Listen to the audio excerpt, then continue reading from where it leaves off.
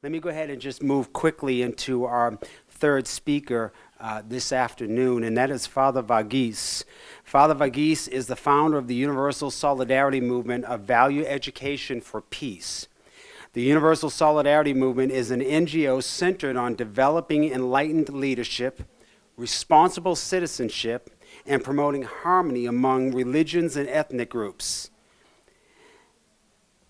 Father Varghese was the youth director of the Madhya Pradesh Regional Bishops' Conference. It was his work with youth that led him to build the USM and promote a culture of interreligious harmony and cooperation in India and abroad. Let's give him a warm welcome as Father comes this afternoon.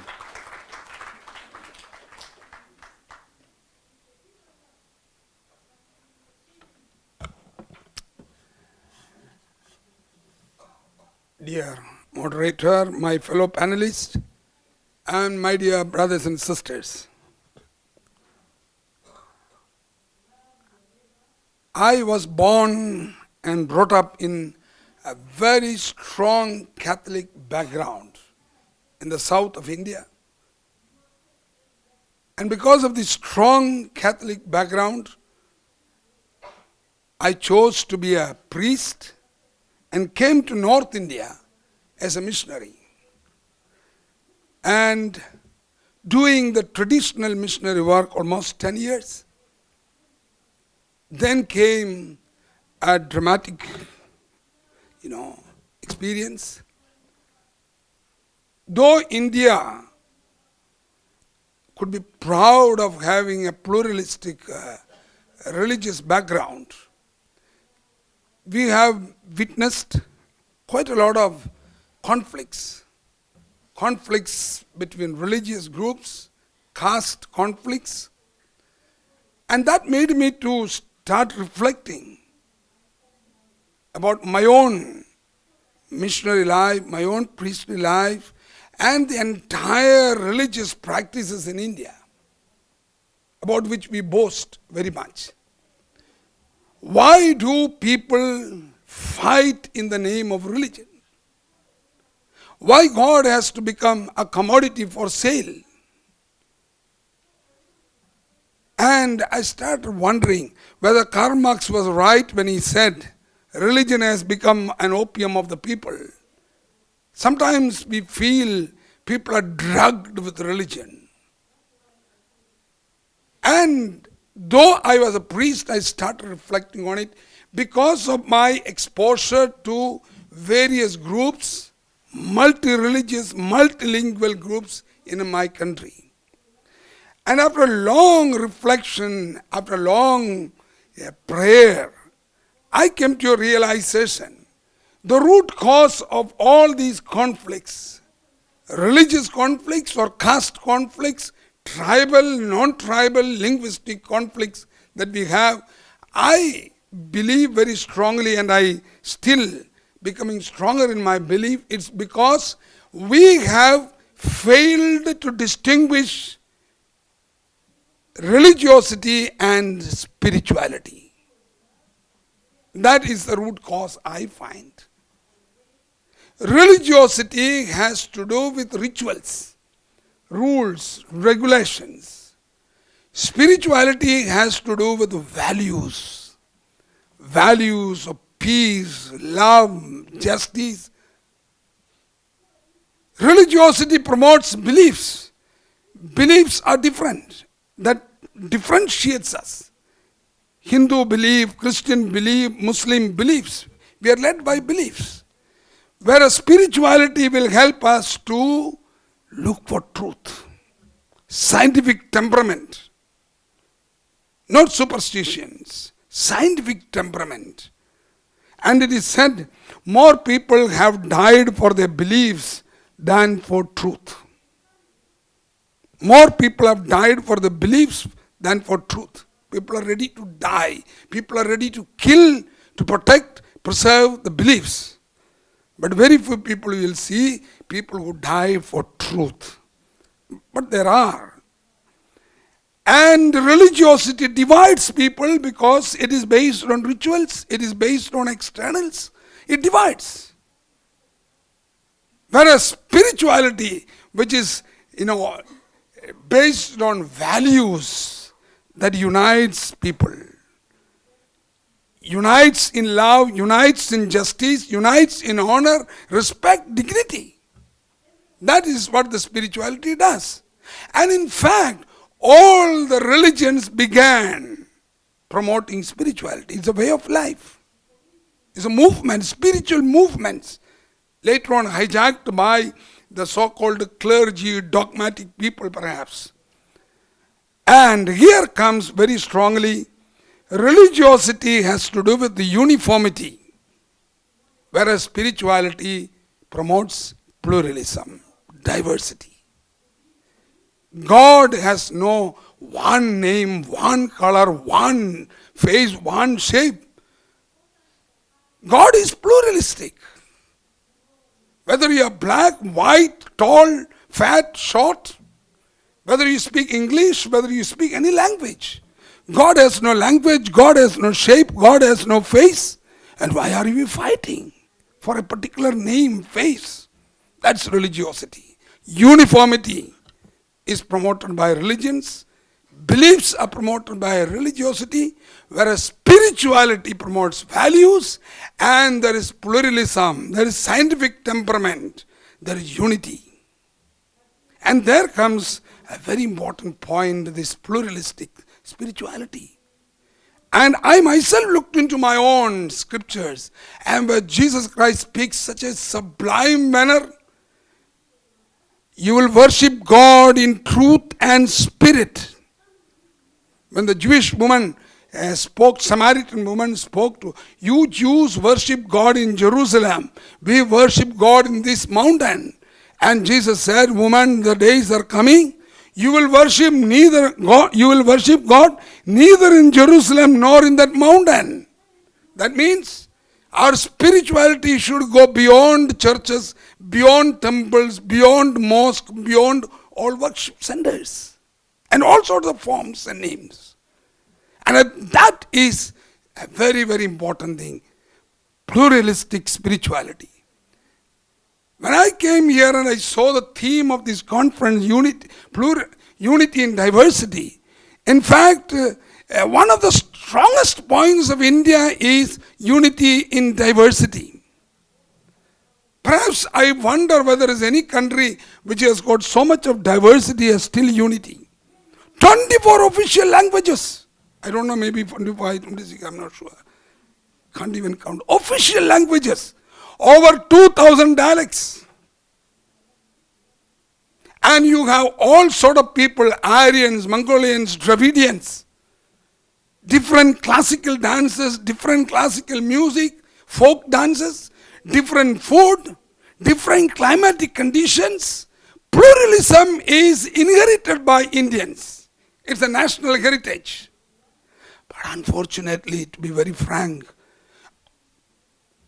this pluralism, which is supposed to be a very, very sacred heritage of our country, is threatened by fundamentalist forces, people who want to have that uniform culture, uniform religion, one culture, one nation.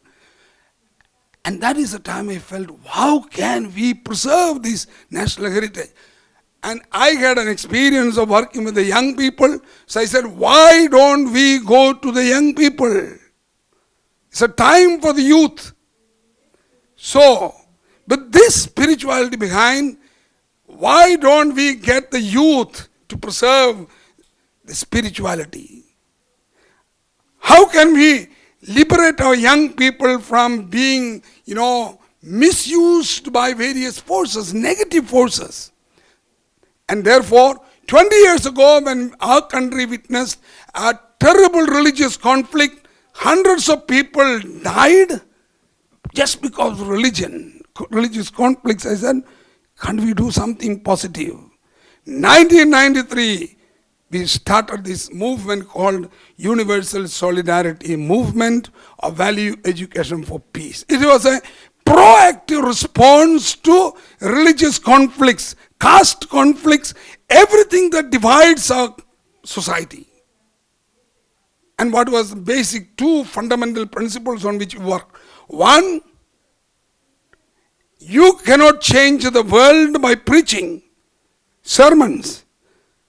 Our great Mahatma Gandhi had said, you be the change. Based on that, we have a slogan, self-transformation is the way to transform the world.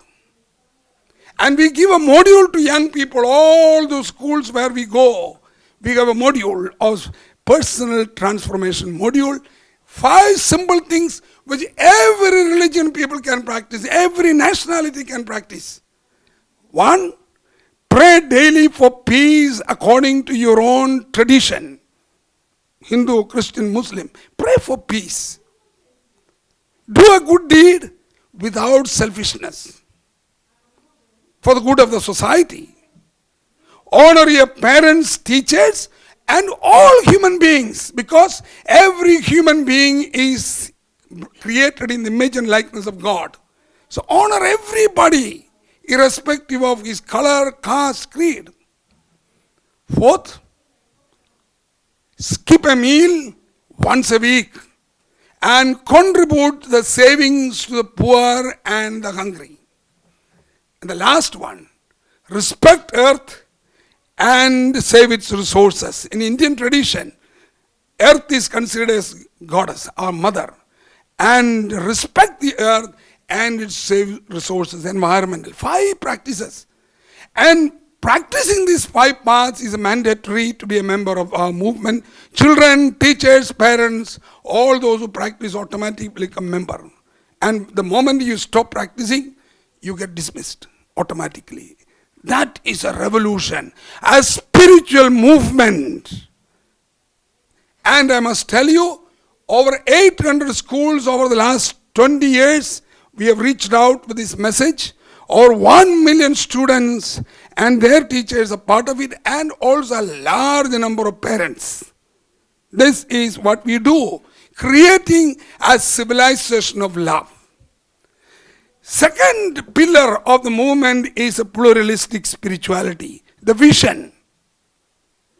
Pluralism is the heritage we have received from India, national heritage, a heritage we have received from God. Therefore, the vision, the dream has to be based on that. So we give a vision for a country, we give a vision for the society, creating a civilization of love based on this vision. What is the vision?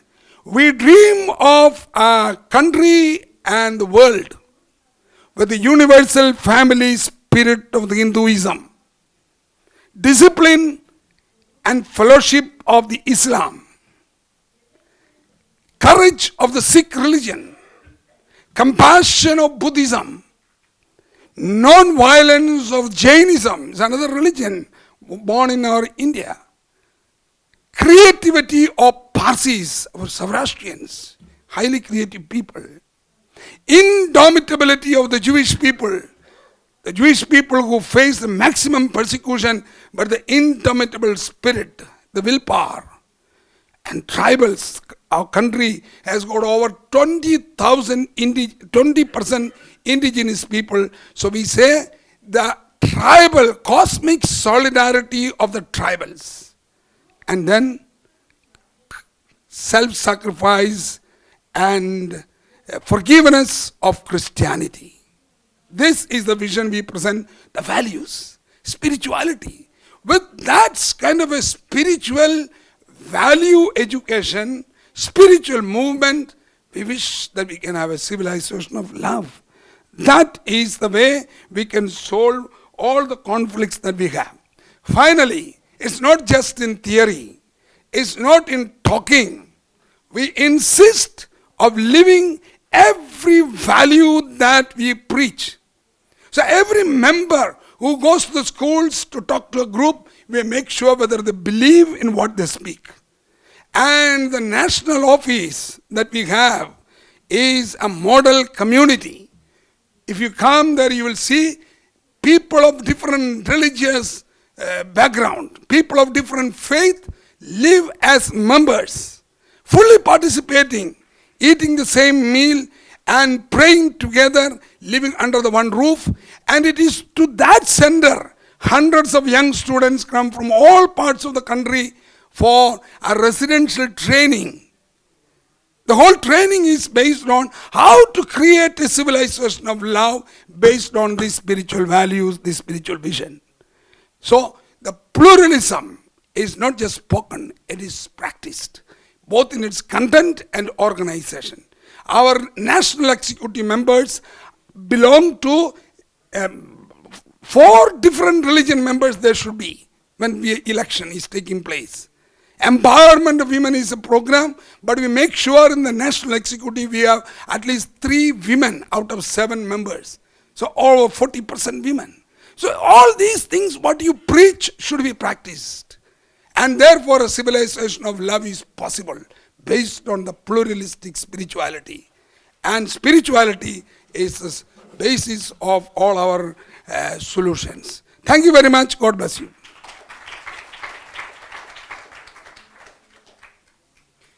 Thank you very much, and I really want to give you all time to be able to ask these great panelists questions, so please forgive us pushing you to complete, but we want them to be able to ask you questions.